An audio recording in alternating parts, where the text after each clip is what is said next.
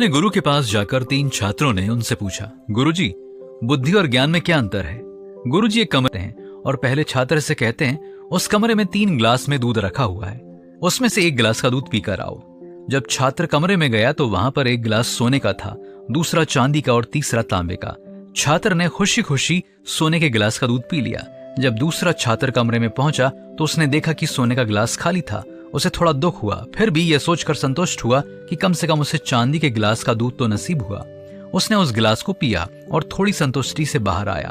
जब तीसरा छात्र कमरे में जाता है तो देखता है कि सोने और चांदी का गिलास खाली पड़े हुए हैं। इसे देखते ही वह आग बबूला हो जाता है, परंतु गुरुजी की आज्ञा का पालन करना उसका कर्तव्य था, इसलिए तांबे के गिलास का दूध पीकर दुखी मन से बाहर आया। गुरुजी तीनों को बुलाकर पूछते हैं कि क्या आप तीनों ने दूध पिया?